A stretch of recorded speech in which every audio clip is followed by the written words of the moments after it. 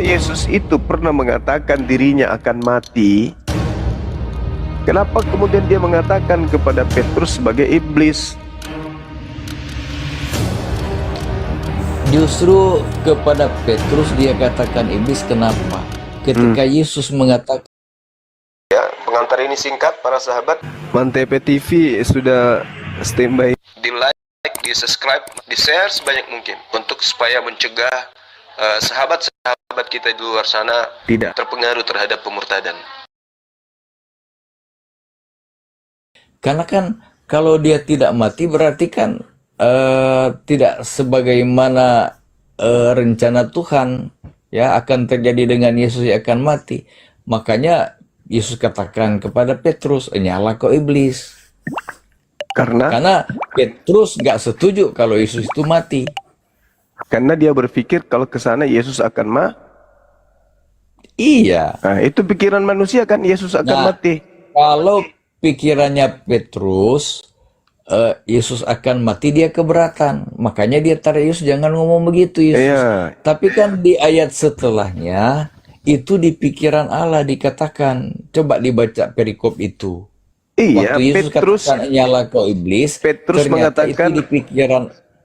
Petrus mengatakan engkau tidak akan mati. Artinya apa? Pikiran Petrus itu, Yesus itu tidak akan mati.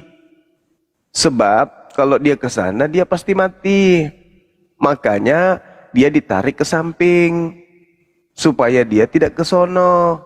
Karena kalau dia ke sono dia pasti mati. Betul nggak itu pikiran Petrus? Iya. Nah, kalau pikiran Tuhan kan sebaliknya. Kan ucapan Yesus dia akan mati, Petrus tidak setuju. Tidak ada dia akan mati. Tidak pernah Yesus mengatakan aku akan mati. Nggak ada itu, nggak ada. Itu tidak mungkin akan terjadi. Coba kita buka perikop itu, kita baca satu perikop. Ya silakan. Sejak waktu itu Yesus mulai menyatakan kepada murid-muridnya bahwa ia harus pergi ke Yerusalem dan menanggung banyak penderitaan dari pihak tua-tua, imam-imam, kepala dan ahli-ahli Taurat, lalu dibunuh dan dibangkitkan pada hari ketiga. Itu kan? Iya. Yang itu kan? Nah, itu perkataan Yesus nggak itu? Ya, itu kan perkataan Yesus. Mana ada perkataan Yesus itu? Alamak. Itu bukan perkataan Yesus. Itu perkataan siapa? Itu catatan penulis Matius.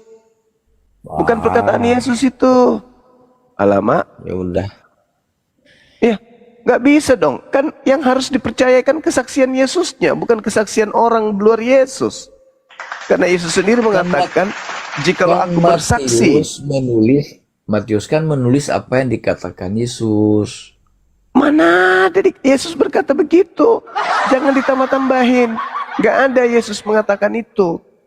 Pengarang Matius ini mengarahkan kemudian orang yang membaca bukunya agar orang itu menganggap bahwa Yesus itu mati.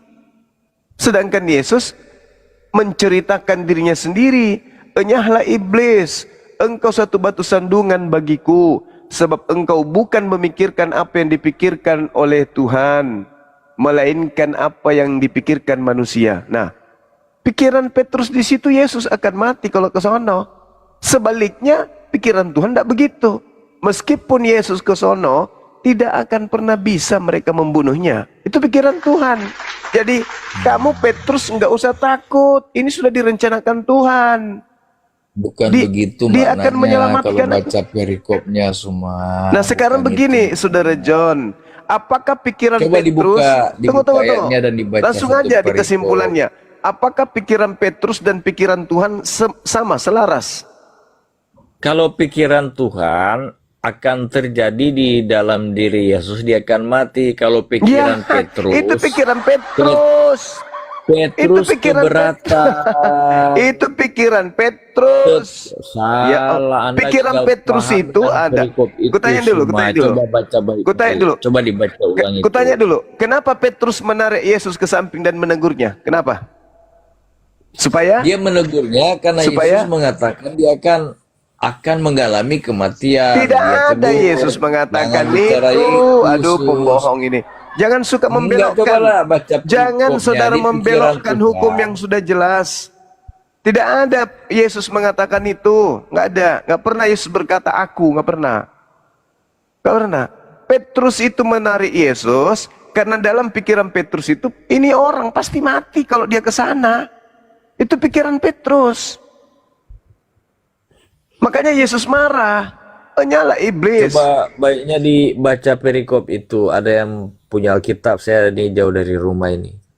Sebaiknya itu dibaca satu perikop biar dipahami. Sejak waktu itu Yesus mulai menyatakan kepada murid-muridnya. Itu catatan pengarang. Bukan perkataan Yesus itu. Tolonglah, kesaksian-kesaksian orang itu jangan diangkat terlalu tinggi. Yang diangkat terlalu tinggi itu yang harus dipercaya supaya kita tidak binasa itu Yesus. Inilah anakku yang kukasihi, supaya setiap orang yang percaya kepada anakku tidak binasa, melainkan memperoleh hidup yang kekal. Nah, percayanya kepada Yesus dong. Iya, kalau percaya kepadanya bahwa dia telah menjalankan misinya lahir, mati, dan bangkit, dia dapat hidup kekal. Justru kalau tidak percaya dia itu pernah mati dan bangkit, Itu tidak bukan dapat hidup ucapan kekal. Yesus. Ini orang gimana sih? Yang harus dipercaya itu kesaksian Yesus. Ayo kok percaya kesaksian penulis? Penulis itu adalah orang yang mengumpulkan cerita, orang yang mengumpulkan perkataan-perkataan Yesus. Maka perkataan Yesus dengan penulis itu nggak ada hubungannya. Mereka hanya pengarang yang menyusun cerita tentang Yesus. Adapun dia mengatakan Yesus berkata, itu pun masih diragukan karena dia bukan saksi utama. Nah, sekarang ini kita hanya mendapatkan kemudian sisa-sisa pengajaran Yesus yang disusun sama penulis-penulis itu. Jadi penulis yang berikan pengantar. Pengantarnya kemudian Yesus yang mengatakan, enyahlah iblis, kau hanyalah batu sandungan bagiku. Kau hanya memikirkan apa yang tidak dipikirkan oleh Allah, melainkan apa yang dipikirkan manusia. Yang dipikirkan manusia itu wajar. Di sana itu ada eksekusi kematian. Kalau dia ke sana apa yang terjadi? Ya mati. Itu pikiran manusia. Pikiran Tuhannya ya sebaliknya dong. Makanya dikatakan dalam Mazmur 91, meskipun 1000 orang di sisi kirimu, di sisi kananmu, tidak akan pernah menjamahmu. Biar kau berjalan di tengah-tengah singa, berjalan kemudian di tengah-tengah ular naga sekalipun, tidak akan pernah bisa menyentuhmu. Karena Tuhan adalah batu yang kokoh, tempat perlindungannya. Itu, maka Yesus mau ketemu dengan mereka nggak ada urusan. Petrus ketakutan, janganlah guru, kau mati nanti. Yesus mengatakan, Yesus kan, pikiran iya. Tuhanku jangan kau jangkali. Tuhanku sudah memiliki persiapan bagaimana dia menyelamatkan aku. Yesus menyelamatkan dalam arti ya, Yesus dibiarkan Bapa mati di salib karena Bapa tahu dia akan dibangkitkan, makanya dia diselamatkan di situ. Yang dibangkitkan dari kubur itu menurut Makanya, Yesus itu adalah iblis. Apa pula Yesus yang dibangkitkan? Tidak ada malaikat yang membantu Yesus karena memang dilarang. Kata karena belum siapa selesai ngarang lagi? misinya. Lukas 22 Jadi Yesus berdoa, maka Bapa seorang malaikat biarkan turun itu dari terjadi. langit memberikan kekuatan kepadanya. Apa sih? Jangan gitulah, jangan suka membelokkan. Tapi bukan kehendakku jadi, tapi kehendakmu yang jadi. Lalu Jadi malaikat kan turun ke Yesus, bumi itu atas kehendak siapa? ya kehendak Bapa. Nah, apa tujuannya malaikat itu datang? Menguatkan Yesus Supaya dia kuat menghadapi penyalipan itu. nenekmu kiper. Iya, Ada iya. kok ngarang-ngarang cerita. Iya. Apa Dia pula? dikuatkan, dia kan tahu akan mati. Yesus berasa manusianya itu tidak maumu. sanggup, ya. Itu maumu. Sehingga malaikat datang Itu menguatkan maumu, dia, saudara supaya dia John. sanggup Itu menjalani maumu, proses itu. karena kau adalah anak-anak iblis yang menginginkan kematian kepada Yesus. Kamu dan iblis itu sama. Tidak demikian. Anda gagal Apa paham pula itu semua. Tidak demikian. kau itu pikiranmu sama seperti iblis. Mau Yesus itu mati. Hanya iblis yang mau Yesus itu mati. Kan Yesus pasrah pada kehendak Bapa. Iya, Bapak Aku mengutus memohon malaikat. Katamu untuk apa kiranya malaikat itu cawan datang? ini Untuk lalu memberi dari kekuatan. Kekuatan malaikat apa? ini datang Kekuatan apa menguatkan, dikasih ke bukan Yesus? membebaskan. Hanya sekedar tidak cukup 3 jam aja mati. Kekuatan apa itu? Diberi anggur asam langsung mati dia. Itu kekuatan. Sedangkan yang disalib kiri kanannya itu panjang umur, nggak mati-mati. Dia nggak dipatahkan kakinya mati duluan. Belum apa-apa udah mati. Orang disalib itu sampai seminggu baru mati. Jadi kekuatan yang datang kepada dia itu bukan untuk mengantarkan ke tiang salib, tapi mengangkatnya ke langit. Itu yang betul. Sekarang begini, bisa nggak, ada nggak di dalam kitabmu itu manusia ke langit dengan sendirinya, ada nggak? Tidak ada. Selamanya malaikat turun dalam rupa awan lalu mengantarkan dia ke atas. Jadi malaikat turun ke bumi itu memberi kekuatan untuk persiapan terbang ke langit. Itu yang betul. Kok malaikat dibawa ke salib? Banyak orang yang dieksekusi mati, nggak ada malaikat turun ke bumi ngambilnya. Aku memberikan kekuatan kamu ya, aku supaya antar kamu di tiang salib, dikasih kekuatan. Nggak ada. Orang dieksekusi mati aja nggak ada didatangi malaikat. Ini Tuhan mau diantar ke salib pakai diantar segala sama malaikat. Ajaran apa ini? Yang betul, maka malaikat turun dari langit memberikan kekuatan kepadanya sehingga semakin dia bersungguh-sungguh berdoa dan peluhnya seperti titik darah yang jatuh ke tanah. Kenapa bisa demikian? Manusia loh, manusia ingin melayang ke langit kedua. Lu pikir itu enak itu? Kamu aja dari lantai 1 dibuat melayang terangkat naik ke lantai 5 kok pingsan. Ini kecepatan cahaya dari bumi ke langit kedua. La haula wala quwata illa billah. Jadi kedatangan beliau, malaikat ini kepada beliau bukti kalau dia itu terangkat ke langit. Makanya dia mengatakan anak manusia akan dibunuh oleh mereka. Dan setelah mereka membunuhnya 3 hari kemudian dia akan bangkit. Siapa dia ini? Iblis. Angkatan jahat yang diberi tanda itu. La haula wala quwata illa billah. Coba dogma dan doktrinnya itu dibuang dulu lah kalau diskusi. Dibuang dulu diskusi itu. Yang bangkit dari kubur itu, yang keluar dari kubur itu, kata Yesus itu adalah penguasa dunia. Apa buktinya? Kepadaku telah diberi kuasa. Pergilah ke segala dunia, ke seluruh bangsa. Jadikan seluruh bangsa menjadi pengikutku. Itu siapa yang diberi kuasa dunia itu? Iblis. Makanya Yesus berkata, ketika dia menjelaskan dalam Yohanes 12 itu, nomor 31, sekarang juga dunia dihakimi. Siapa dunia dihakimi ini? Iblis. Karena iblis itu adalah penguasa dunia. Sekarang juga dunia dihakimi. Sekarang juga penguasa dunia akan dilemparkan keluar. Keluar dari mana kira-kira? Ya keluar dari kubur. Makanya yang keluar dari kubur itu simbol untuk penyesat, orang-orang jahat yang percaya bahwa yang keluar dari kubur itu adalah Yesus, yang adalah Kristus palsu, itu adalah angkatan jahat. Coba Anda baca Petrus. Kau jangan belokkan Injil. Coba Anda baca khotbah Petrus. Kisah para Rasul 2. Nomor 30, 33, 34, 35, 36, 37, 38, 39, 40. Coba Anda baca tuh. Siapa yang disalib ini? Menurut Petrus di situ. Orang yang baru dijadikan Kristus. Sedangkan anak Maria kapan dia Kristus? Sejak lahir dia sudah Kristus. Sedangkan yang disalib ini menjadi Kristus. Apa Kristus itu? Orang yang diurapi. Untuk siapa? Untuk iblis. Keturunan iblis.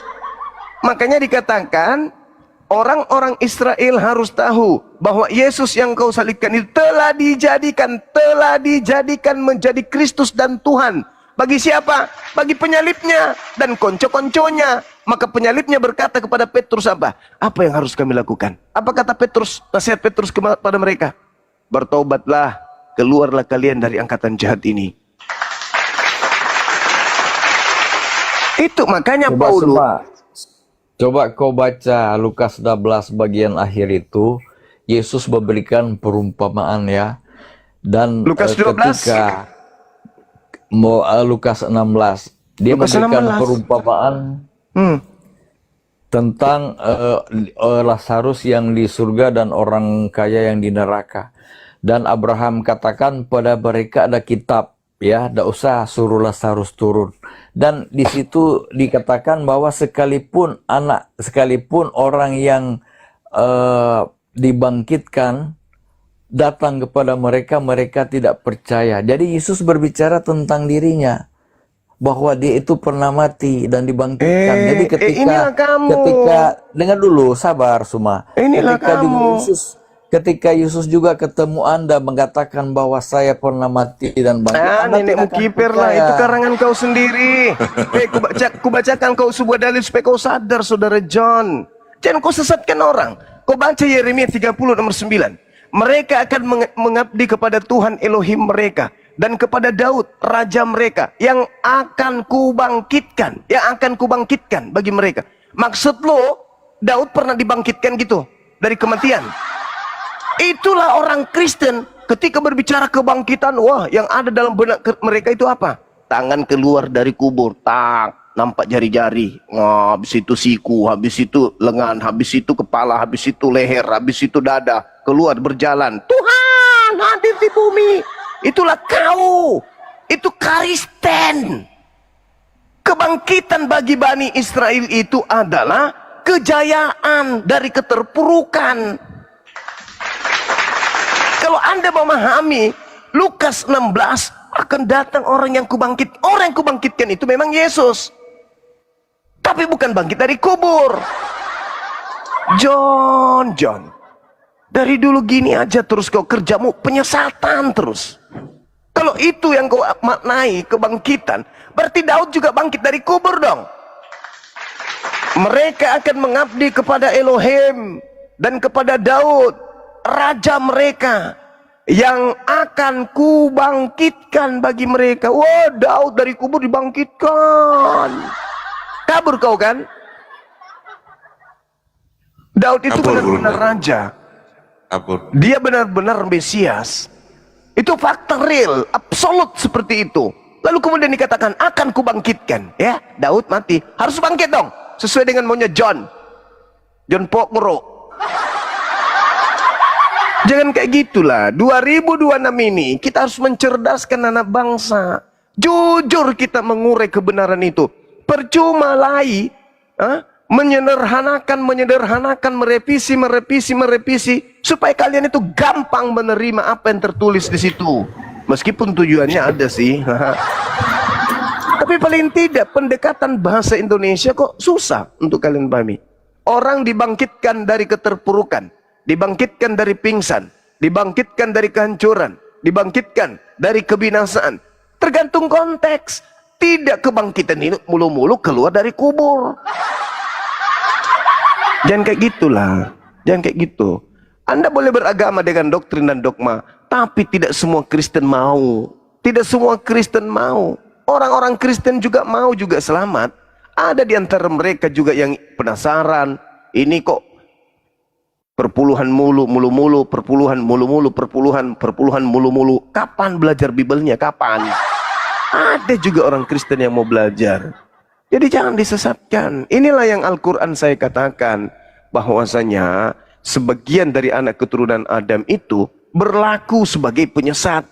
Kul ya ahlal kitab lima tasudduna an sabilillah man amana tabgunaha iwaja wa antum syuhada. Kamu menyaksikan kebenaran itu.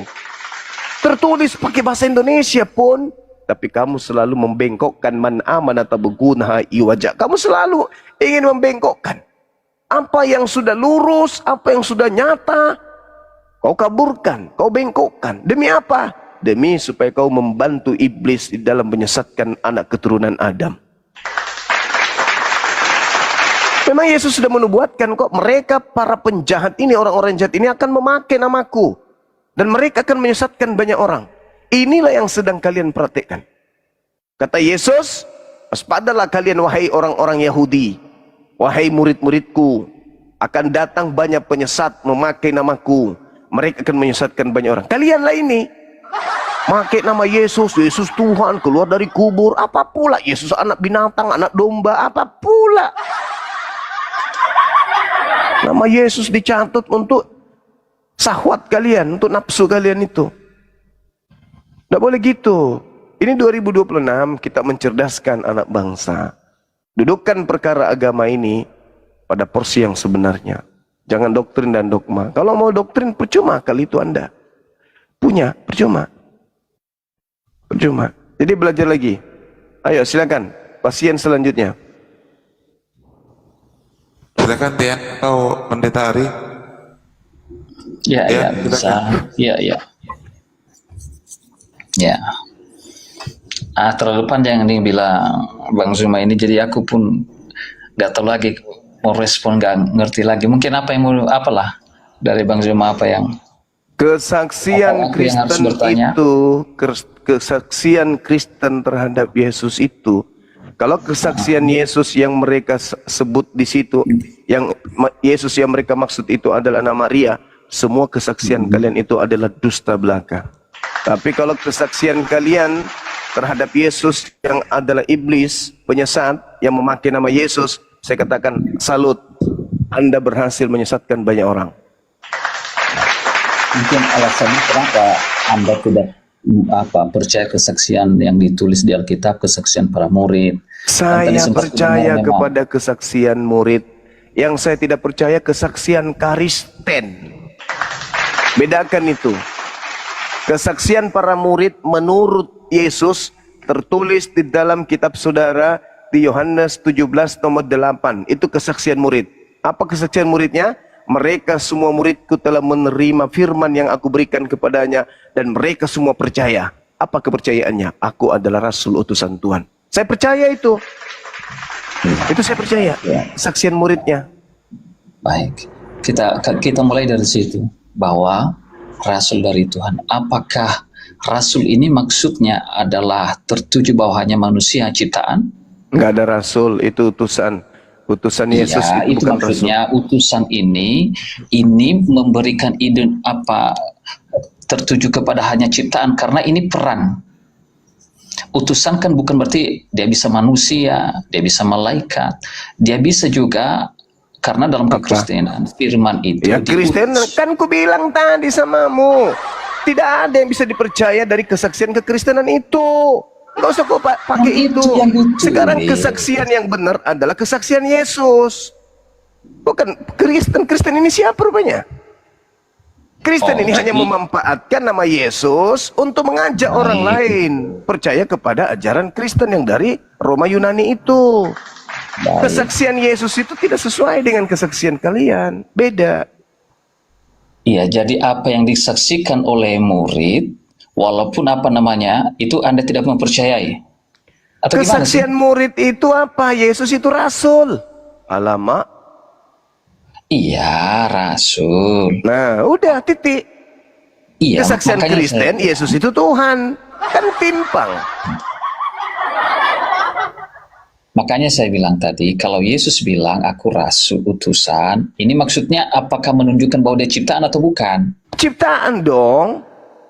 Masa Nah, Tuhan? makanya saya bilang di dalam kekristenan itu kitab Yahudi, bukan kitab Kristen, bukan percaya yang di kekristenan yang dipakai oleh Yahudi, bahwa Allah berfirman, aku mengutus firmanku, karena dalam kekristenan adalah firman itu hidup, bukan seperti dalam Muslim.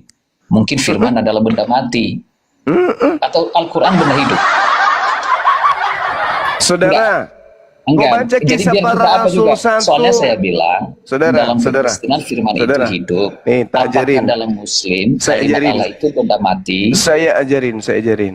Iya, ya. makanya karena saya sih ini kan bahwa firman Allah dalam kekristenan hidup. Kisah para rasul 1 nomor 1 firman Tuhan Iya, Bang Zuma. Logos. Ini Itu kenapa buku. dia utusan? Gila Kayak ini. saya bilang tadi, biar saling Orang apa gila. Gila Kata kau. dulu, Sudah kata- gila kata kau. dulu. Gara-gara Kata dulu, Tian. doktrin barat kau jadi gila kau. Nanti bisa ditanggapi. Hai Theophilus,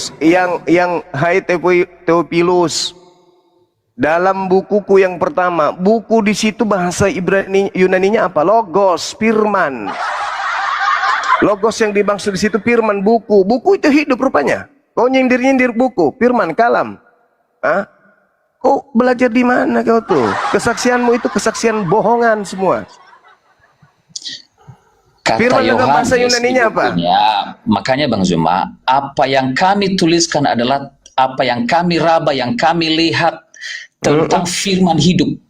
Ya firman hidup, berarti makhluk. Ya makanya saya bilang, Nah Yesus tapi makhluk, memang tulisan betul, apa cerita masalahnya? tentang. Bukan masalah Makanya yang saya bilang, itulah sebabnya saya bilang tadi Bang Zuma, bahwa dalam kekristenan sebagai utusan karena dia firman yang datang ke dunia. Makanya saya tanya, kalau dalam alam Muslim, semesta ini apakah juga firman Tuhan firman. itu benda mati atau benda hidup? Kamu baca Matius 4 nomor 4. Manusia hidup bukan hanya dari roti, tetapi dari setiap firman yang keluar dari mulut Tuhan. Manusia ini semua adalah firman. Bukan cuma Yesus doang. Bukan manusia firman dikatakan di situ. Cuma gimana sih pengertianmu? Jelas-jelas kau baca manusia tidak hanya hidup, jadi Ya, manusia. Yesus manusia pada bukan. firman Tuhan. Yesus manusia bukan. Iya, yang Terus apa makanya bedanya dia dengan adalah manusia firman lain? yang menjadi manusia. Kita juga ini firman yang menjadi manusia. Bukan. Kamu pikir kita ini apa yang jadi manusia? Kutanya, kita ini jadi dari mana kita ini? Dari mana kita ini jadi manusia? Kutanya dulu, kita ini dari mana? Bukan dari firman. Iya, kalau kayak gitu Al-Qur'anmu, firman Itu beda Allahmu ada lagi yang tuh, menjadi Yul. manusia, ada yang Itu menjadi beda Al-Qur'an. lagi.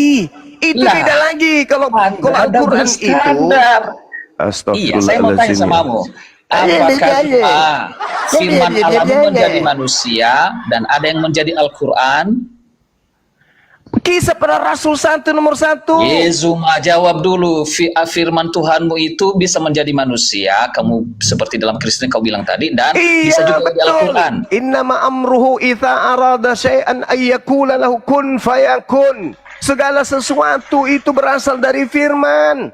Tidak ada yang tidak berasal dari firman. Makanya aku baca Yohanes 1 Berasal dari nomor 3. firman atau, makanya saya tanya tadi, berasal dari firman atau firman menjadi manusia? Zuma yang mana yang Yesus betul itu bukan firman, tuyul. Di mana kau dapat dalil Yesus itu firman? Di mana? Kan kau Tunjukkan bilang dalilnya. tadi, Zuma kita ini manusia juga Tunjukkan firman. dalilnya Yesus itu firman. Mana dalilnya pengakuan Yesus aku adalah firman? Mana? Tunggu dulu. Kau bilang Itu tadi, kita ini manusia juga firman. Saudara, Berarti imanmu jangan kau bawa firman Allahmu bisa jadi manusia seakan-akan dan bisa imanmu jadi itu Al-Quran. mewakili Yesus. Imanmu itu iman berdiri sendiri, iman pagan kau itu.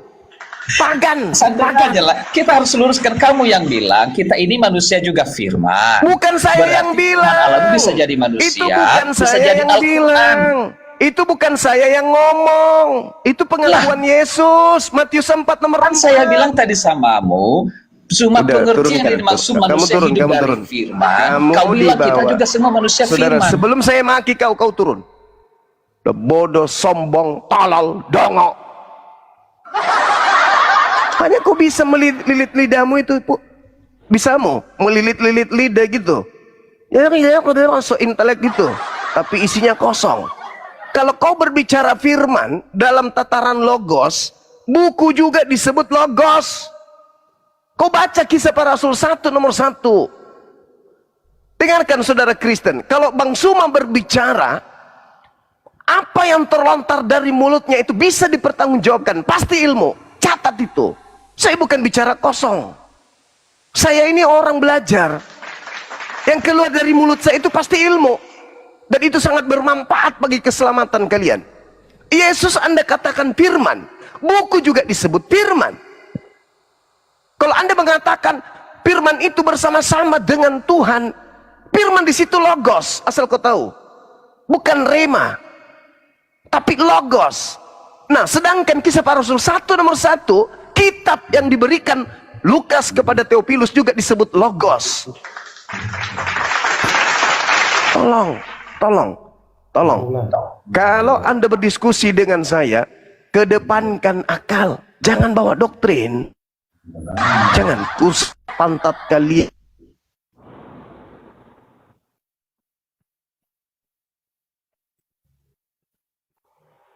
Suaranya Pakai akal. hilang. Jangan pakai doktrin gereja, jangan. Nggak pakai di sini. Kenapa? Kalian itu bukan pengikut Yesus. Dan kalian bukan pelaku firman. Bukan. Jadi tolong kalau kita berdiskusi, kedepankan akal. Jangan dogma, jangan doktrin. Jangan sok tahu.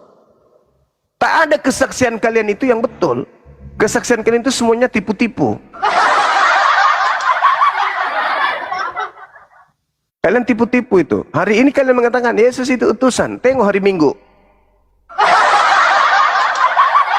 Tak ada kesaksian kalian itu bohongan. Jadi, ayo lembutkan hati kalian menerima pengajaran. Kita kaji bersama. Anda boleh bertanya tentang Al-Quran. Boleh. Anda boleh bertanya tentang Islam. Boleh. Kenapa tidak Anda bertanya tentang Al-Quran? Selama materi kita itu ada kesinambungannya. Ini kita sedang berbicara kesaksian. Kesaksian.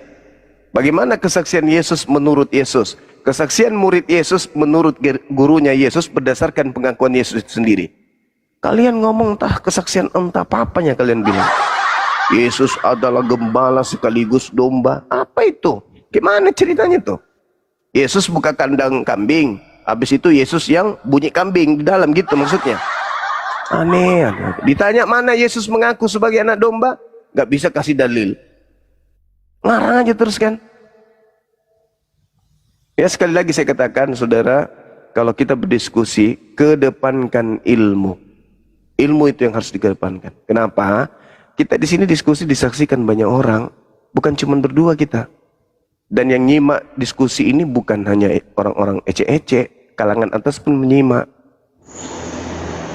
Jadi kalau berbicara jangan hanya modal jas, pakai dasi ngomong tapi isinya kentut. Penampilan tidak butuh. Ketika kita berdiskusi yang dibutuhkan itu adalah narasi yang berlandaskan dalil. Dan narasi yang selaras dengan dalil. Tidak bentrokan dengan dalil. Saya kira begitu. Silakan. Ya, silakan Pak Pendeta Ari. Selamat malam. Pendeta Ari. Mionya kan sudah kebuka Pak Pendeta. Takut ini ngomong kalau pendeta karena pasti doktrin. Udah terlatih nih. Udah dihafal semua bahasa-bahasa doktrinnya. Jadi mau ngomong apa? Di depan orang yang punya data, sementara dia nggak berdata, hanya doktrin. Kalau pendeta ya, kalau benar pendeta. Pas. Pendeta coba. beliau.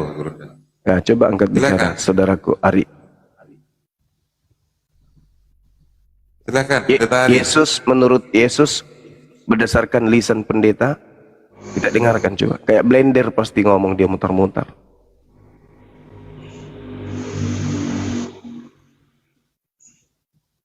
Pendeta Ari. Aduh. Halo, gimana? Sorry, Deb. Ya, itu miotnya kan sudah kebuka, Pak Pendeta. Silakan. Ya, apa? Masalah apa sih? Diulang mungkin Gurunda. Yesus, menurut Yesus gimana Gurunda? Kesaksian Yesus. Kesaksian Yesus, kenapa? Cuma apa maksudnya kesaksian Yesus menurut Yesus? Maksudnya kamu apa? Begini, pendeta. Yesus berkata, kalau aku bersaksi tentang diriku sendiri, maka kesaksianku itu tidak benar. Nah, kalau pendeta yang bersaksi tentang Yesus, benar nggak kesaksiannya? Hubungannya kemana? Kamu apa analogi kamu? Bagaimana sih ini maksudnya? Anda kan penjual Yesus, pengepul duit untuk pribadi Yesus Anda berkata, dengan aku menggunakan bersaksi nama diri itu Yesus. tidak benar. Kalau pendeta bersaksi tentang Yesus, Ya, apakah kesaksian seorang pendeta benar? ya kenapa? Saya pendeta memang, kenapa? Ya iya, itulah makanya jangan emosi, santai aja napa. Kenapa nih? Kamu ngomong apa? Nggak ada kebenaran. Yesus berkata, Pak Pendeta, kalau Yesus aku berkata bersaksi di mana? tentang diriku Yesus sendiri. berkata di mana? Kamu baca dari mana? Yesus berkata di mana? Anda seorang pendeta, Anda nggak tahu? Jangan Seorang banyak- pendeta nggak tahu itu. Banyak. Yesus berkata di mana? Ayatnya di mana? Dikonfirmasi sama si Arif nih yang punya roh nih. Hah? Anda tidak tahu. Yesus, loh, bukan perkara tidak tahu dan tahu kamu. Buktinya Anda bertanya. Ayo, di mana Yesus berkata demikian? Coba aku uji dulu. Ih, kamu yang bicara di situ. Katanya ada roh. Yesus bicara begitu. Di dalam tubuhnya sudah ada roh. Dua lagi rohnya di dalam. Teman-teman, di dalam tubuh pendeta ini sudah dua roh di dalamnya. Masih juga nggak tahu dalilnya. Apa dalilnya? Ya, ini pendeta atau pendesta? Ya kau yang memang ngawur bicaranya. Lah, saya kan bertanya. Saya bernyatakan sebuah pernyataan sikap dari Yesus. Kata Yesus, jikalau aku berkata atau bersaksi tentang diriku sendiri, maka kesaksianku itu tidak betul. Terus? Itu tertulis di mana?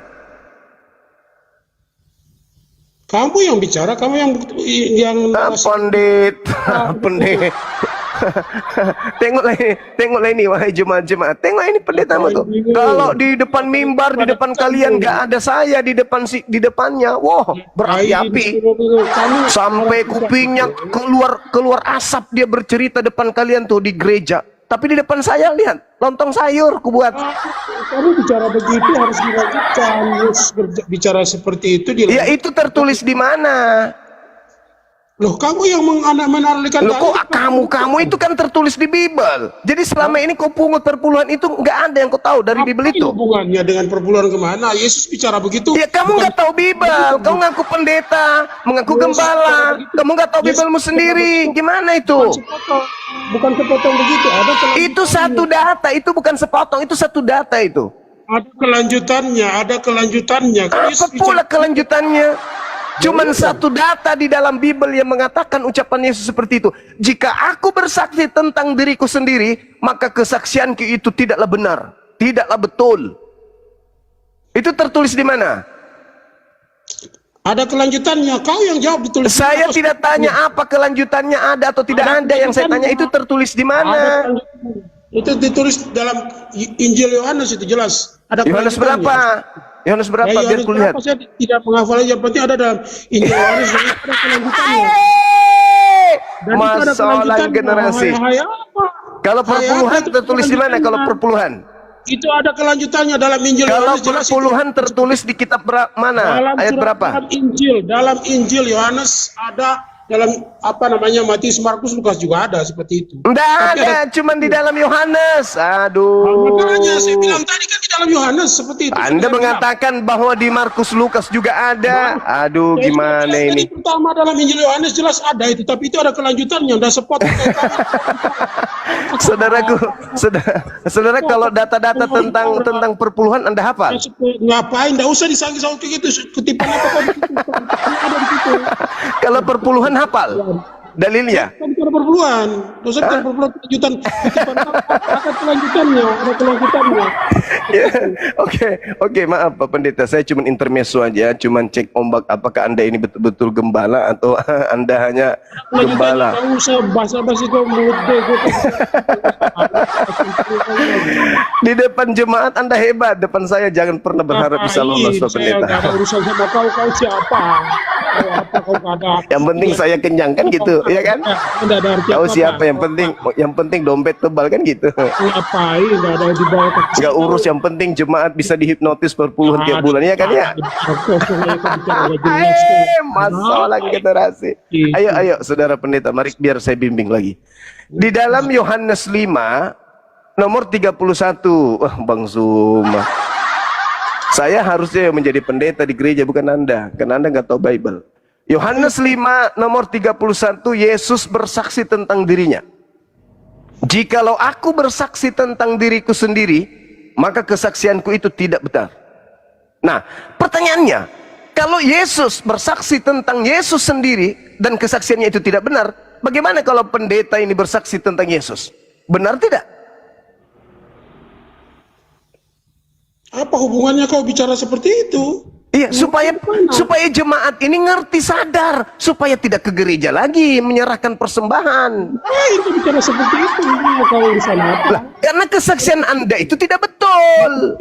Mulut kau yang tidak betul, yang tidak jelas. Loh, kok jadi saya yang diserangnya? Kan Yesus sebagai Mesias berkata, jikalau kesaksianku itu, Kata kata Yesus, ngapain kau urus apa? Kau urus apa dengan urusan itu? Itu kata-kata Yesus, jangan dipotong. Yesus berkata, kalau aku bersaksi tentang diriku sendiri, maka kesaksianku itu tidak betul. Itu Yesus. Potong seperti itu. Emangnya kau Saya nggak potong.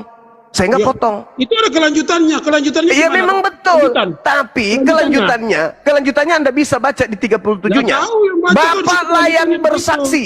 Bapaklah yang bersaksi tentang aku. Harus Bapak. Itu ada. Kalau mau kesaksian Yesus itu betul, harus dipersaksikan dua. Bapak mempersaksikan juga apa yang disaksikan oleh Yesus itu, betul? Benar nggak? Benar nggak? Benar. Otaknya kau yang Kesaksian otak kau yang Yesus, miring. kesaksian Yesus Baca itu ayat itu. nanti Baca dikatakan ayat itu, benar. otak kau yang miring, jadi otak kau sesuka hati menghasilkan ayat itu bukan itu artinya. Otak kau yang miring itu artikannya, mulut kau congor kau yang panjang, yang gak jelas. Perpuluhan akan semakin berkurang, Pak Pendeta. Dengan cara Anda diskusi seperti itu, sengaja aku mau lihat level pendeta itu gimana. Memangnya kitab saya itu kau baca gitu lalu artikan gitu, itu otaknya miring orang yang anda punya. Jadi harus diartikan pakai telapak kaki rupanya. Pakai telapak kaki otak. Lalu pakai apa kita mengartikan itu? Artikan nggak bisa kau artikan itu seperti itu. Itu ada latar belakangnya ungkapan-ungkapan seperti itu. Kau belajar. Oh, pandai-pandaian. Lu pikir ini gereja, Pak? Pandai. Oh, pandainya. Lu pikir ini gereja, Pak? Makanya Alkitab itu kayak kau punya Al-Quran yang nggak ada hubungannya. Oke, kita dengarkan saudara pendeta kita ini. Saudara pendeta, untuk memahami Bible, ilmu apa yang harus dimiliki seseorang untuk bisa paham Bible? Umurnya kau panjang, jadi ngapain jelaskan sama kau? Memangnya ayat Alkitab tuh. Nggak bisa dia menjawab. Karena sebenarnya pendeta itu pun tidak tahu Bible. Buktinya tadi dia nggak tahu Yohanes berapa, dia nggak ngerti. Dia cuma pernah baca tapi dia nggak tahu. Karena dia merasa itu tidak penting. Yang penting adalah foolish. Yang mendatangkan foolish, itu yang dia tahu. Dia cuma meraba-raba. Itu dia ada di Yohanes, dan data itu juga ada di Lukas, Markus, Matius. Sembarang baca kira-kira baca. Sekarang saya bertanya, untuk menguasai Biblemu, saya harus belajar ilmu apa? Belajar ilmu apa? Mana kau mau otakmu mau dipelajari? Otak congor kau kayak gini, apa yang mau pelajari? Masolang generasi. Saya harus belajar ilmu apa supaya saya paham Bible? Yang mau dipelajari, memperdengarkan congor mana bisa? Emangnya baca Alkitab itu kayak baca Quran kau seperti itu? Saya sedang bertanya, untuk paham Biblemu saya harus belajar ilmu apa? Belum belajar ilmu, congor kau udah panjang gini, apa yang mau dipelajari? Congor kau udah panjang gini, apa yang mau kita pelajari ya? Enggak, bukan kita, saya aja. Bang Suma, supaya kau paham Bible, kamu harus... Congor kau panjang, apa yang mau dipelajari? Diskusi yang baik aja, Pak Pendeta. Diskusi yang baik. Supaya saya paham Bible itu, ilmu apa yang saya harus pelajari? Ngapain kau mau pelajari apa? Kau udah percaya, kau udah ini, ngapain kau mau dipelajari? Inilah bahasa yang kau gunakan ketika jemaatmu bertanya di gereja, betul? Ini dia lihat kayak orang mau baca Iya dong. Saya aja yang di luar jemaatmu kau gituin, apalagi jemaatmu sendiri. Ini hadapi jemaat, hadapi kau udah sama. Takut congor gimana? Iya, karena saya kritis. Jemaatmu cuma manggut-manggut, habis itu kasih kau duit. Bukan kritis, itu tolong namanya, itu ngapain kritis? Kok tolong? Saya kan bertanya. Saya bertanya, Bang. Saya bertanya. Pendeta Ari, saya bertanya. Dari tadi congor bertanya. Saya bertanya loh. Apa yang harus saya pelajari supaya saya itu paham Bible? Anda kan mengatakan saya nggak paham, saya modal congor. Nah sekarang untuk paham ilmu apa yang saya harus pelajari? Cuma menyimpulkan, kok mau bertanya ilmu apa? Dari tadi cuma menyimpulkan terus, baca nyimpulkan. Diskusi yang baik, Pak Pendeta Ari. Lah saya yang mengajari kamu Bible kok dari tadi sombong. Ngapain sorry mau diajari kau? Emangnya kau siapa diajari? Seperti Lah itu. saya tadi bertanya tentang kesaksian Yesus. Anda yang bertanya, itu tertulis di mana? Ayat itu pengertiannya tak otakmu begitu. Yang kau baca begitu. Ya langsung sekarang diartikan. kamu artikan coba ajarin saya coba. Artikan. Artikan. Apa maksudnya data itu? Diartikan. Nanti sudah diartikan mutar sana, diartikan mutar sini. Kasih kata otak kau. Karena semua. saya bukan jemaatmu. Kau sudah berjemaat-jemaatmu. Suruh Kalau orang jemaatmu artikan. bisa kau tipu, saya nggak bisa. Mutar sana, mutar sini, dasar cuma modal. Saya congor bukan aja. jemaatmu, Pak Pendeta, yang bisa kamu tipu, bukan. Tipu, kau yang tukang penipu, kau yang tukang penipu. Apa yang saya tipu? Emang saya pernah pungut perpuluhan? Kau bilang kenapa tipu-tipu? Ngapain kau bilang kau tipu-tipu? Anda kan mau saya itu nurutin apa mau Anda. Saya bilang nggak bisa. Saya ini bukan jemaat yang bisa Anda tipu. Penipu, orang urusan apa tipu-tipu? Kau bilang orang kita penipu, kaulah yang penipu seperti itu. Lah kalau begitu, coba Anda terangkan kepada saya. Apa yang diterangkan? Otak kau Nah diterangkan. itu kan nggak mau dia. Karena Anda tidak akan berhasil menipu saya karena saya waras. Congor duluan, otak kau itu bukan tipe orang yang mau mendengarkan, tipe congor aja panjang, nggak ada isinya. Anda mau berdiskusi atau Anda mau maki-makian di sini? Anda yang harus mengerti diskusi itu seperti apa dulu. Ayo udah Coba kasih diskusi contoh, sampai- coba kasih contoh coba. Coba. Nah, gimana Anda coba. bilang diskusi itu diskusi seperti apa? Diskusi yang- Coba Anda kasih contoh, coba bagaimana berdiskusi yang baik, Saya silakan. tanya kau diskusi itu apa? Saya tanya kau diskusi itu apa? Saya tanya kau diskusi itu apa? Anda sekarang berikan Saya contoh, tanya kau silakan. diskusi itu apa? Saya tanya kau diskusi itu apa semua? Saya Kau nggak jawab tahu, diskusi itu. nggak tahu diskusi itu apa. Nah, coba kasih contoh cepat. Saya tanya kau diskusi itu apa? Diskusi Saya kau tidak jawab. tahu diskusi itu apa. Kau itu begitu tanya. Nah, ya sudah, kamu kasih contoh, silakan. Kasih contoh. Bilang diskusi, tapi congornya panjang kemana-mana. Don Ini aja pendetari. kamu pikir di rumahmu ini? Ya kau juga pikir apa? Kenapa dipikir undang-undang kita orang naik di sini ngapain? Memangnya kenapa? Emosi Mana dia. cara diskusinya? Emosi. Emosi. Saudara itu adalah pendeta. Di bawah ini banyak jemaat yang menyaksikan. Jemaat ingin supaya yang datang menghadapi kami apologet Islam ini adalah pendeta. Gak usah panjang congor. Tapi ternyata jemaat liar lebih bagus daripada seorang pendeta. Panjang congormu. Naik ke sini cuma memaki, congor, bodoh. Apa ini? Ya sudah. Pendetari. Waduh, gimana ini Bang Lubis? Mungkin Bang Lubis bisa menggantikan. Bang Lubis, selamat malam Bang Lubis. Ya, selamat malam. Gimana? Ya. Pendeta Gimana cara kok. diskusi? Inilah jemaat-jemaat, lihatlah kelas pendetamu tuh. Egonya kegedean Bang Lubis. Egonya kegedean Bang Lubis. Takut perpuluhan habis. Itu tengok. Main kau congor aja. Itu aja terus congor. Orang bicara dalil, dia malam-malam Bicara bertanya dalil itu apa? tertulis di Dalil mana. Dalil kau dari mana kau dalil bicara dalil asumsi liar aja dari tadi kau dalil. Anak-anak kayak Ini saya Kejar-kejar rasa di kita. gerejanya tinggal 2 orang nih jemaat nih. Makanya dia datang sini emosi.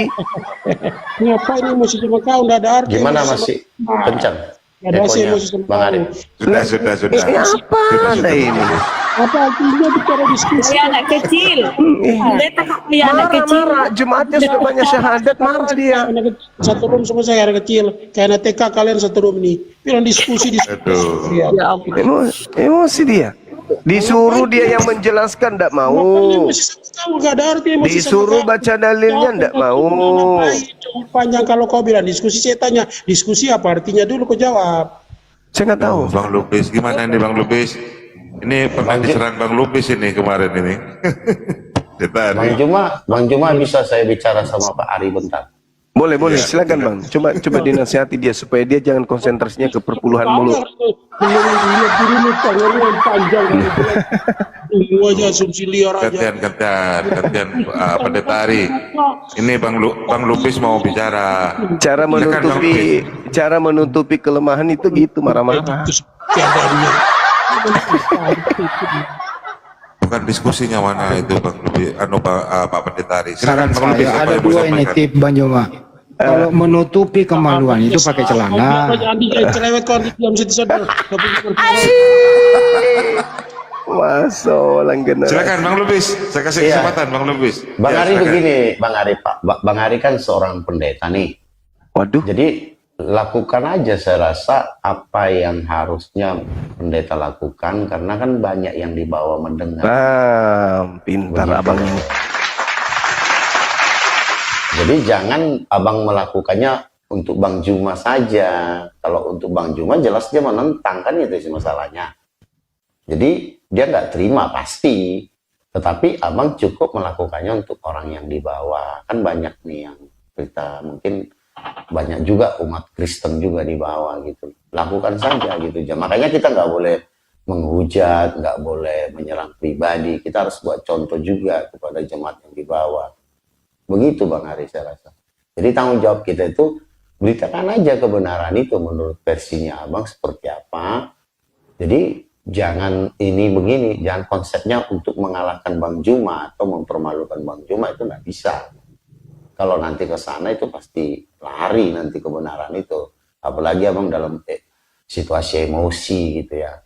Ya memang sulit, tapi memang itulah menjadi tanggung jawab seorang pendeta, apalagi Jangan terlalu panjang bang, ntar nggak bisa ditampung lagi. iya, begitu saya rasa. Jadi Bang Juma ya wajar, dia harus mempertahankan imannya kan. Begitu loh. Jadi kita nggak boleh marah. Begitu saya rasa. Jangan terpancing abangku, nggak boleh. Saya itu bukan baru kenal semua ini sama Rumin, ini bukan baru, sudah tahu kita. Bukan mau diajak diskusi, kita mau bicara apa. Tapi ini kan cuma room untuk cari pembenaran dengan konsep-konsepnya si Suma ini aja, itu seperti itu. Jadi kita mau baik-baik bagaimanapun tidak akan pernah bisa, bro. Jadi sudah seperti itu, kita gini-ginian Parah. Ini artinya Anda sudah kalah sebelum bertarung. Polemikus yang gak jelas, kita berhadapan mau bicara Pendeta, baik-baik diskusi. ada yang disebut amanat agung. Malah diputar sini, ngapain kita mau ikut kayak gitu? Seperti itu. Jadi kau mau ini ya saya lawan seperti ini caranya. Itu cara bicara saya seperti ini. Kalau kita mau diskusi cara baik, kau atur timernya, kau atur ininya. Ini modal si Boleh. Atur timer. Teman-teman, atur timer dengan Pak Pendeta ini. Angkat tema yang paling Pak Pendeta kuasai. Silakan, saya layani. Silakan. Gimana Pak Pendeta atur tema? Begini loh, kita tidak perlu ke orang anak kecil yang harus, kalau memang mau kita diskusi, lawan bicara harus didengar. Mulai dia. Bicara Iya. Saya kasih tema. Saya kasih timer sama timer waktu. Ayat ini aja, ayat itu tadi yang dia kutip itu yang mau saya jelaskan seperti itu. Udah jelasan. Berapa menit Pak Pendeta? Butuh waktu berapa menit? Tidak usah lama-lama. Bagi kami itu kan, ayat-ayat seperti itu tidak bisa dibaca lurus dengan seperti itu lalu diartikan seperti apa yang dipahami Suma ini. Ayat itu kan, itu ayat-ayat dalam Injil Yohanes itu ayat-ayat yang menjelaskan tentang keilahian daripada Kristus. Jadi dia lagi mengatakan di situ bukan berarti bahwa kita ini tidak boleh bersaksi seperti apa. Itu kan ayat yang menyatakan tentang hubungan Kristus dengan Bapaknya. Kristus kan dalam inkarnasi, tetapi dia adalah juga punya hakikat keilahian. Nah, dia katakan seperti itu bukan berarti aku bersaksi dari diriku, aku salah. Ya, Bapak kan ada kelanjutannya. Pakai data, Pak Pendeta Ari. Bisa pakai data enggak, Pak Pendeta Ari? Ini kalau pendeta bicara begini di depanku ya kumpatlah kukunya habis tuh ngomong kayak gitu. Itu doktrin. Itu doktrin itu. Itu nggak ada dalilnya. Alamak. Ini yang kamu jual di gereja ini. Depan saya itu kukunya itu. Alamak. Tahu doktrin itu apa? Kamu mengatakan saudara pendeta, Anda mengatakan Yohanes 5 itu berbicara tentang konsep keilahiannya Yesus. Yakin itu? Doktrin itu apa? Makanya saya tanya kau, doktrin itu apa? Masa orang generasi. La haula wala quwata. Ya Allah. Saya tanya dulu, Yohanes 5 itu berbicara tentang keilahiannya Yesus menurut saudara? Saya tanya kau, doktrin itu apa? Baru saya akan jawab. Malah lari ke situ. Saya nggak tahu diskusi itu apa, doktrin itu apa, nggak tahu saya. Saya cuma mau membahas Yohanes 5. Yang Anda katakan, Yesus sedang membahas tentang sisi keilahiannya dia. Coba, di mana tuh? Tertulis di Yohanes 5 tuh. Saya tanya kau, doktrin itu apa? Otak dunguk kau? Malah Jawab. yang lain dibahas. Alamak, ini yang disajikan di gereja ini, yang kayak gini-gini. Yohanes 5 itu membahas. Doktrin itu apa kau jawab? Astagfirullahaladzim, ya Allah ya Karim. Kalau kau Gimana? tahu Alkitab saya aja Yohanes itu tentang apa, Matius, Markus kau tentang apa? Hanya kutip-kutip nggak jelas. Kau orang mau jelaskan, mana bisa diskusi sama kau semua? Kau ngerti dari mana itu Alkitab? Enggak, soalnya Anda menjelaskan sesuatu sesuai dengan konteks yang ada. Bagaimana? Nah sekarang saya tanya konteks itu apa? Kau jawab konteks itu Tidak, gimana Anda mau menjelaskan ini? La haula wala quwata illa billah. apa? Konteks Jangan itu emosi saya tanya dulu sama Pak sembilan Pendeta, konteks. Pak Pendeta, jangan emosi dulu Pak Pendeta. Ini ditonton oleh 6.500 ini. Tadi doktrin dibilang nggak tahu. Sekarang saya tanya konteks itu apa menurut kau? Ya Allah ya Karim. Ya Allah ya kau. Yang kayak gitu-gitu saya ditanya. Kamu S berapa? Kamu sarjana itu, Kau bilang doktrin, kau bilang apa? tanya Saya dulu, tanya konteks saudara itu pendeta. apa? Saudara pendeta, Anda sudah lulus S2? Kau jawab dulu konteks itu apa? Anda lulus Tidak perlu S2? tanya saya tanya kau. Kau jawab pertanyaan saya. Konteks itu apa? Kau jawab konteks itu apa kau? Konteks itu apa? La haula wala quwata illa pertanyaan apa ini? Apa ini kau yang apa ini? Yohanes Bilang kita 5 mau itu, diskusi, mau Pak menjelaskan, Pendeta, baru Yohanes menjelaskan 5 apa, itu sekarang ada kita dua sini. perikop.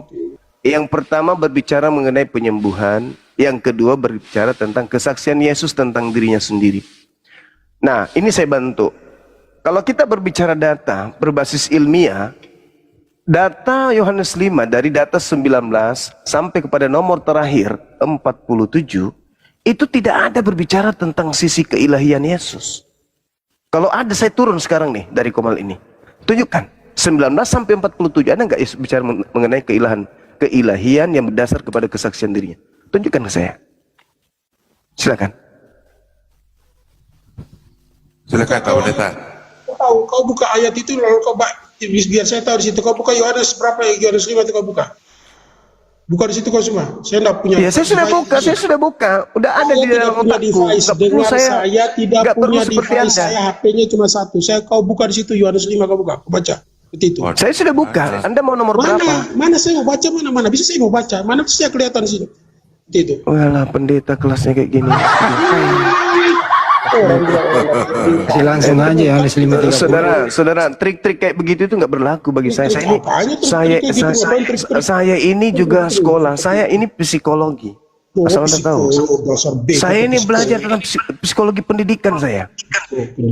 Cara Anda seperti ini tuh, itu memalukan, betul. Memalukan apa? Saya ini sarjana psikologi pendidikan loh. Sarjana psikologi, sarjana nenek moyang apa, peduli amat saya. Kau butuh Ya, makanya saya, cara Anda berdiskusi kayak begini itu sangat-sangat memalukan. Anda sebagai seorang tokoh, tapi trik yang Anda gunakan itu adalah trik murahan. Saya membahas sesuatu berbasis data. Yohanes 5 nomor 19 sampai data 47 Anda katakan itu terkait dengan Yesus, membahas tentang sisi keilahian dia. Nah, saya minta itu tertulis di mana? Sisi keilahian Yesus di Yohanes 5 itu di mana? Kau buka lalu dibaca supaya kau tahu mana sisi keilahiannya, mau saya terangkan sama kau. Bagaimana ini teman-teman? Bagaimana? Anda berani menyatakan sebuah kesaksian bahwa Yohanes 5 itu membahas tentang keilahian Yesus. Kesaksian Anda ini kesaksian dari mana? Baca di situ dulu, kau baca dulu, bukanya, buka Alkitabnya semua, buka Alkitabnya biar Ya dibaca. Allah ya Karim. Buka dibaca sini. Aku berkata kepadamu, sesungguhnya anak tidak dapat mengerjakan sesuatu dari dirinya sendiri. Ini sisi keilahian. Itu nomor 19 loh. Itu sisi keilahian. Terus. Enggak, aku tanya dulu. Ini sudah sisi keilahian enggak?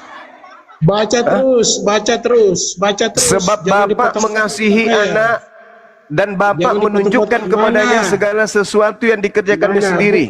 Buka Alkitabnya. Bahkan Bapa akan menunjukkan kepadanya pekerjaan-pekerjaan yang lebih besar dari apa yang merupakan Alkitabnya. pekerjaan itu. Sehingga kamu Buka menjadi Alkitabnya. heran. Ini sisi keilahian. Nggak ada. Buka Alkitabnya, jangan kau baca Alkitab kayak Data kau 21. hafal Quran lu. Sebab Jangan kau sama baca seperti Quran Bapa lu. membangkitkan orang-orang mati dan menghidupkannya, demikian juga Anak menghidupkan barang siapa yang dikehendakinya. Ini sisi keilahian yang Anda maksud. Buka Alkitabnya, jangan kau Ininya- baca Quran. Aku tanya baca sekali lagi, Quran kayak apakah baca ini yang Anda Alkitab maksud kayak sisi Quran. keilahian? Apa maksud kau? Ya bingung dia kan? Aku sudah baca dalil. Aku Ngapain sudah baca bingung? dalil, masih juga Ngapain bingung. Dia bingung apa? Ngapain bingung?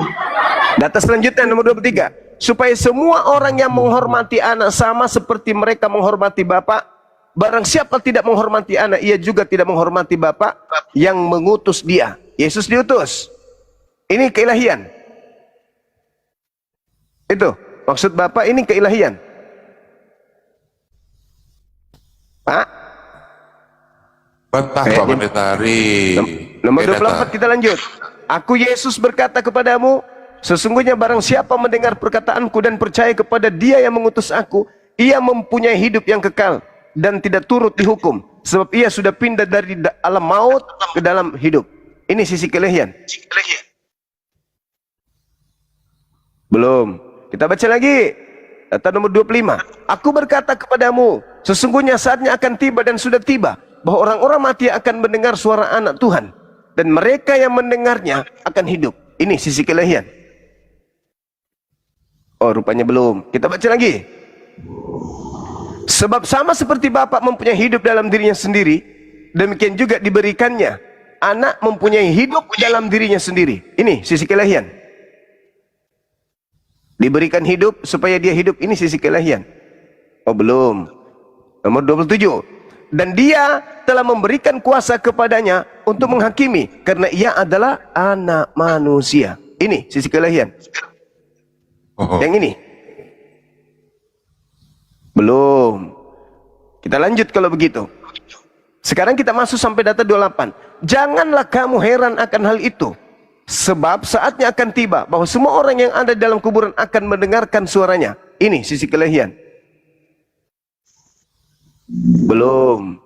Dan mereka yang telah berbuat baik akan keluar dan bangkit untuk hidup yang kekal, tetapi mereka yang telah berbuat jahat akan bangkit untuk dihukum. Ini sisi keilahian. Belum juga. Aku tidak dapat berbuat apa-apa dari diriku sendiri. Oh, ini kayaknya. Ini ya, sisi keilahiannya ini ya. bahkan bukan. Oh, bukan juga. Aku menghakimi sesuai dengan apa yang aku dengar, dan penghakimanku itu adil, sebab aku tidak menuruti kehendakku sendiri, melainkan kehendak Dia yang mengutus aku. Oh, kayaknya ini deh sisi keilahiannya. Benar? Bukan juga. Nomor 31. Kalau aku bersaksi tentang diriku sendiri, maka kesaksianku itu tidaklah benar. Oh, ini kayaknya. Betul? Ini sisi sisi ilahiannya? Bukan juga. Bukan juga. Lanjut. Ada yang lain yang bersaksi tentang aku, dan aku tahu bahwa kesaksiannya yang diberikannya itu tentang aku adalah benar. Kamu telah mengirim utusan kepada Yohanes, dan ia bersaksi tentang kebenaran. Tetapi aku tidak memerlukan kesaksian dari manusia, namun aku mengatakan hal ini supaya kamu diselamatkan. Ini sisi keilahiannya. Belum. Ia adalah pelita yang menyala dan yang bercahaya, dan kamu hanya mau menikmati seketika cahayanya itu ada. Tetapi aku mempunyai suatu kesaksian yang lebih penting dari kesaksian Yohanes. Segala pekerjaan yang diserahkan Bapa kepadaku supaya aku melaksanakannya, pekerjaan itu juga yang kukerjakan sekarang, dan itulah yang memberi kesaksian tentang aku, bahwa Bapa yang telah mengutus aku. Ini sisi keilahiannya. Bukan juga. Bapa mengutus aku, Dialah yang bersaksi tentang aku. Kamu tidak pernah mendengar suaranya, rupanya tidak pernah kamu lihat. Itu sisi keilahiannya. Bukan juga. Dan firman-Nya tidak menetap di dalam dirimu, sebab kamu tidak percaya kepada Dia yang diutusnya. Ini tidak juga. Kamu menyelidiki kitab-kitab suci, sebab kamu menyangka bahwa olehnya kamu mempunyai hidup yang kekal. Tetapi walaupun kitab suci itu memberi kesaksian tentang aku, namun kamu tidak mau datang kepadaku untuk memperoleh hidup itu. Ini sisi keilahiannya. Bukan juga. Aku tidak memerlukan hormat dari manusia, tetapi tentang kamu memang aku tahu bahwa dalam hatimu kamu tidak mempunyai kasih akan Tuhan.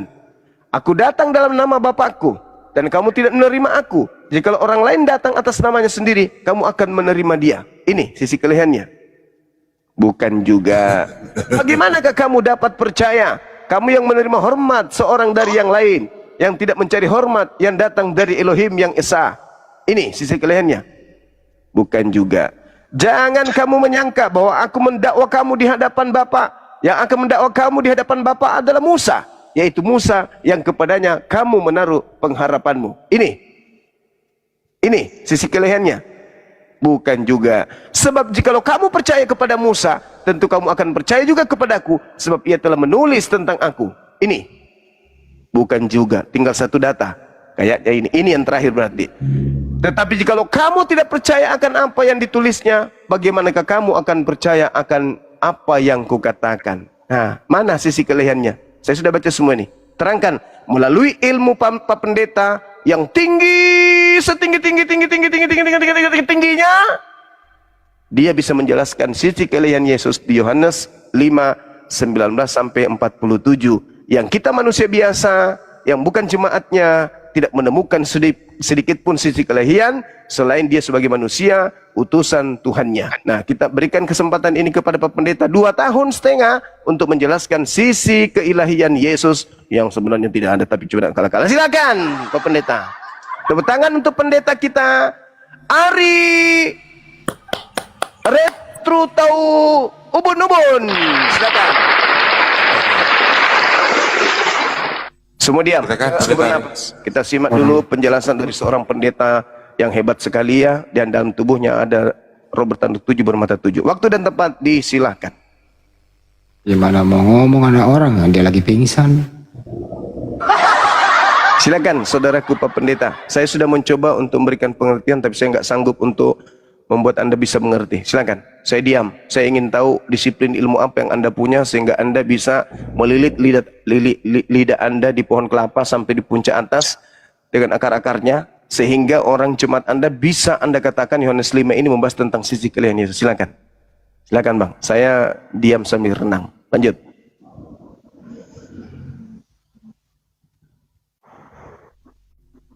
Silakan Pak Pendeta Ari.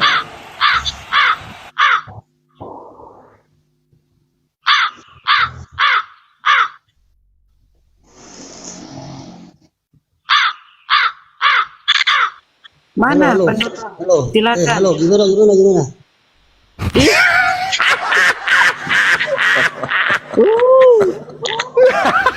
Gimana nih Bang Lubis? Waduh. Silakan. Nggak ada 2,5 tahun tanggapan. saya kasih waktu Anda menjelaskan sisi keilahian Yesus di Yohanes 5:19 sampai 47. Silakan. Saya mute.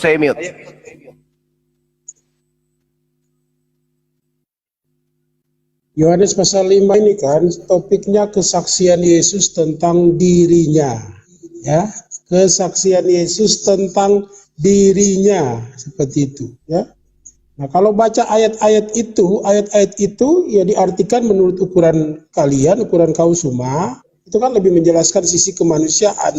Padahal kalau diperhatikan dengan baik konteksnya itu, Yesus menjelaskan ini kepada banyak orang yang ada pada waktu itu. Karena memang berbagai pertimbangan-pertimbangan yang ada seperti itu, ya.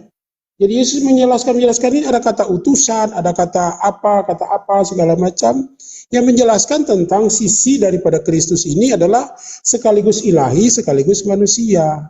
Nah, oleh karena itu kalau dipahami hanya sekedar manusia dalam pemahaman, sekedar utusan saja dalam pemahaman kalian, ya memang tidak bisa ketemu seperti itu. Jadi ini ayat-ayat ini menjelaskan, ya. Apalagi konteks keseluruhan daripada Yohanes itu menjelaskan tentang kealahan, doktrin kealahan daripada Kristus dalam inkarnasinya. Seperti itu penjelasannya. Jadi ayat-ayat ini memang menjelaskan, ya, dalam sisi kemanusiaannya sekaligus sisi keilahiannya yang ada di dalam diri Kristus. Apalagi Yohanes seperti itu, ya. Jadi itu yang bisa saya jelaskan dari keseluruhan ayat, ya. Nah, framing kan ya ini hanya itu, ya itu kan ada pertanggungjawaban pada kalian. Kalau pada saya kan, pada kami kan enggak seperti itu. Itu penjelasannya, seperti itu. Ya, cuman begitu doang. Anda sekolah tinggi-tinggi cuman begitu ilmunya. Kenapa berpanjang-panjangan? cuman begitu doang. Setelah dibacakan data Yohanes 5 ini, nomor 19 sampai 47, lalu kemudian penjelasannya kayak gitu, kucing saya pun bisa, Pak Pendeta. Saya juga bisa. Apa disiplin ilmu Anda yang bertanya kepada saya, diskusi itu apa, doktrin itu apa? Mana hasilnya, mana hasilnya? Dari ini aja sudah kau potong. Jelas di situ ada penyembuhan, ada mujizat. Nah, saya tanya sama kau, emangnya mujizat itu bisa dibuat oleh manusia biasa? Ya Allah ya Karim. Iya, kau menjelaskan rukunannya. Ya Allah ya Karim. Baru ayat 19 sampai ayat yang ke-20, ayat yang La haula wala quwata illa siapa billah. dia dalam eksistensi kemanusiaannya sekaligus keilahiannya. Ya, pasal 5 itu kan menjelaskan tentang ada mujizat. Nah, setelah mujizat itu baru menjelaskan ayat-ayat penjelasan. Kenapa? Karena banyak orang yang meragukan dia dalam mujizat-mujizat yang dilakukan seperti itu. Sampai segitunya. Ayat 19 sampai dengan ayat yang ke-47 ini tentang hakikatnya sekaligus ilahi sekaligus manusia, seperti itu. Ya Itu Allah ya penjelasannya. Karim. Ya ampun ya Karim ya Karim. Terserah kau, itu kan ada urusan pada kalian. Dari mana unsur keilahian ini muncul? Sebab Bapa mengasihi anak dan Bapa menunjukkan kepada anak segala sesuatu yang dikerjakan Bapa sendiri. Bahkan Bapa akan menunjukkan kepada anak pekerjaan-pekerjaan yang lebih besar lagi daripada pekerjaan-pekerjaan itu, sehingga kamu menjadi heran.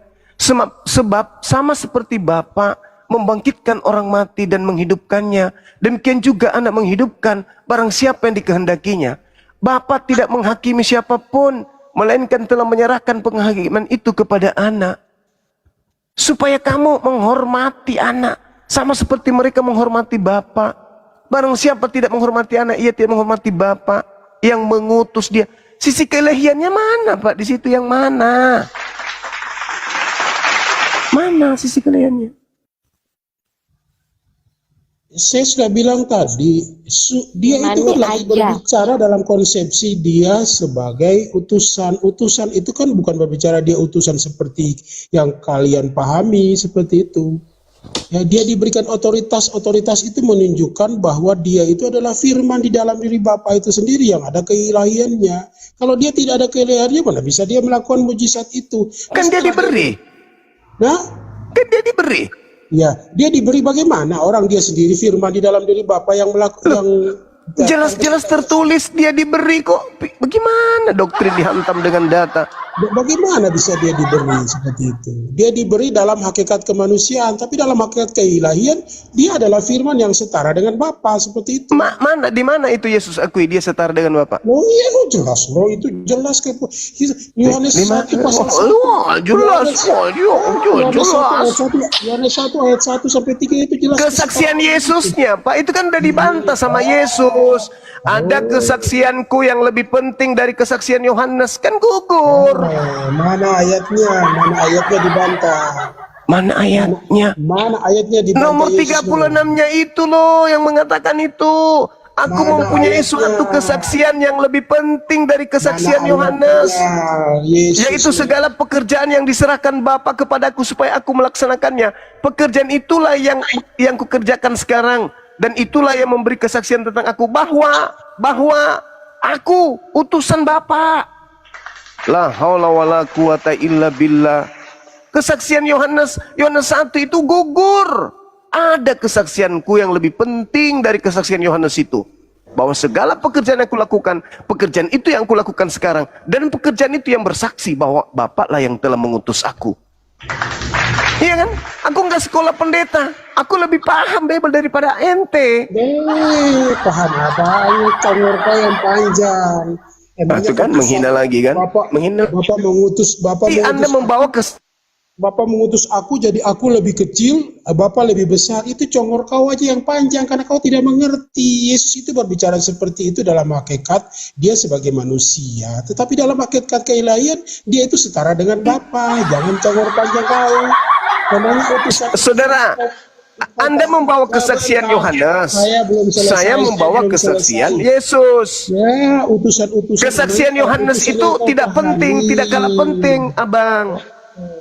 Yesus sendiri mengatakan, kesaksian Yohanes itu tidak penting. Ada kesaksianku yang lebih penting dari kesaksian Yohanes. Bahwa segala pekerjaan yang kulakukan, pekerjaan itu yang aku lakukan sekarang, dan pekerjaan itu yang bersaksi tentang aku, bahwa Bapa yang telah mengutus aku utusan Bapa, itu kesaksianku. Tidak ada sisi keilahian di situ. Ya.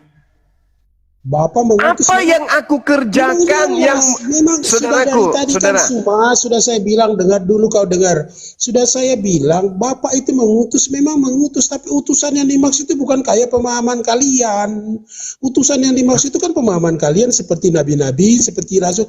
Tidak sama Yesus itu dalam kemanusiaan dengan nabi siapapun yang sama dengan dia, tidak ada. Ya itu karena Anda doktrin. Cuma. Tanya Anda doktrin, Anda mendoktrin orang itu. Doktrin itu apa? Kau jawab doktrin itu apa, Suma? Ke situ lagi. Doktrin itu sama dengan ilusi. Iya, saya ajarin kamu. Mungkin ilmu ini belum pernah Anda dapatkan. Ilusi itu. Dengar. Saudara. Ilusi itu adalah menganggap sesuatu tidak sesuai dengan real. Contoh, ketika Anda melihat manusia, melahirkan manusia, itu real. Tapi yang disebut ilusi, ketika Anda menghayalkan yang keluar dari rahim manusia ini adalah kambing. Itu ilusi. Nah, kapan Anda mengatakan kepada orang lain bahwa yang keluar dari rahim wanita ini adalah kambing, Anda sedang mendoktrin. Apa doktrin itu? Menekankan suatu pemahaman yang tidak sesuai atau sesuai. Sekarang doktrin Anda itu keliru. Ketika Anda mengatakan yang keluar dari rahim wanita ini adalah kambing, doktrin Anda tidak benar, doktrin Anda keliru, doktrin Anda salah. Doktrin itu kadang benar. Contoh, Yesus adalah manusia. Saya mendoktrin Anda supaya Anda paham itu. Saya sedang mendoktrin. Apakah doktrin saya ini keliru? Benar doktrin saya.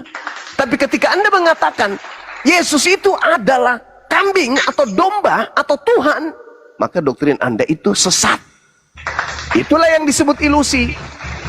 Menghayal sesuatu, Anda melihat pisang, tapi yang Anda hayalkan itu adalah ucok gajah. Itu ilusi. Inilah yang terjadi. Ketika Yesus mengatakan, ada kesaksianku yang lebih penting dari kesaksian Yohanes Pembaptis, bahwa semua mujizat yang aku lakukan, mujizat itu yang aku lakukan sekarang, dan mujizat itu pun ikut bersaksi. Apa kesaksian mujizat? Apa kesaksian pekerjaan Yesus? Bapa yang mengutus aku, makanya aku jago. Tak ada yang jago di depanku, kata Yesus. Akulah yang paling jago di antara manusia. Kenapa? Backinganku itu Tuhan pencipta langit dan bumi. Itu kesaksian Yesus. Kesaksian Anda, Yesus itu adalah Dewa Theos. Itu kesaksian saudara Ari yang dari tadi tapi kosong. Jadi tidak semua kesempatan hidup saudara Ari itu bisa menganggap semua yang ada di depan Anda itu jemaat. Ada masa di mana Anda itu harus tunduk kepada ilmu. Ilmu itu derajatnya tinggi di atas segala-galanya. Titel Anda itu tidak bisa membantu Anda apa-apa. Ilmulah yang kemudian membuat kita itu diangkat derajatnya oleh Tuhan. Bukan titel. Pahami itu Pak Pendeta. Jadi kesombongan yang didasari oleh kebodohan itu nggak ada artinya. Tanpa title, kalau orang itu berilmu, itu yang hebat. Ingat, Paulus itu tidak pernah sekolah. Lukas tidak pernah sekolah, Markus tidak pernah sekolah, dan seterusnya. Tapi Anda melantiknya lebih daripada seorang nabi. Kenapa? Karena Anda menganggap bukunya adalah ilmu. Bahkan wahyu Tuhan kan? Nah itu dia. Begitulah harusnya Anda menghargai orang lawan diskusi Anda. Jangan lihat titelnya. Jangan lihat titelnya. Tapi lihat apa yang disampaikan. Apakah kadarnya ilmu? Kalau kadarnya ilmu, siapapun dia. Unsur makala. Walatun surman kala. Jangan lihat siapa yang berkata, tapi lihat apa yang dikatakan. Nah itu makanya Yesus mengajarkan Anda, jemaatnya Yesus, untuk berakal. Kasihi Tuhan dengan akal, bukan dengan dogma, bukan dengan doktrin. Begitu Saudara Ari. Silakan. Tapi malam ini jangan tidak tidur ya Bang ya, tidur. Orang yang apa namanya, yang banyak congornya itu banyak kesalahannya yang sudah terbukti seperti itu ya. Ini dijelaskan dari tadi, mutar sana, mutar sini, mutar sana, kayak gasing yang nggak jelas ya, seperti itu. Ya, jadi kalau congornya udah panjang, kita mau ngomong apapun nggak akan bisa jelas. Hanya otaknya didengkul, jadi mau bagaimana juga, congornya jangan dipanjang-panjangin. Lalu asumsi-asumsi liar yang tidak jelas, asumsi yang tidak dapat dipertanggungjawabkan, sesuka hati seperti itu. Itu aja bro. Jadi jangan pikir mereka ini orang-orang yang tidak berpendidikan, tidak apa, itu tidak ada pemahaman seperti itu. Kita tahu orang-orang ini belajar langsung dari guru agung. Bukan kayak kau nggak pernah belajar ngaku-ngaku. Seperti itu. Apa yang Anda pelajari setelah Anda tahu Yesus mengaku sebagai utusan tapi Anda melantiknya sebagai ilahi? Dari otak kau udah sampai. Jadi jangan sombongkan kau dengan orang-orang Yohanes, Matius, Markus, Lukas, Paulus. Coba Yohanes 5 di sini sisi keilahiannya yang mana? Sudah dijelaskan dari tadi, sisi keilahian dan kemanusiaan Kristus itu berdiri. Ya, sisi keilahiannya yang mana di situ di Yohanes 5? Sisi keilahiannya itu dalam Yohanes pasal 5 dalam ayat 1 sampai ayat yang ke-18.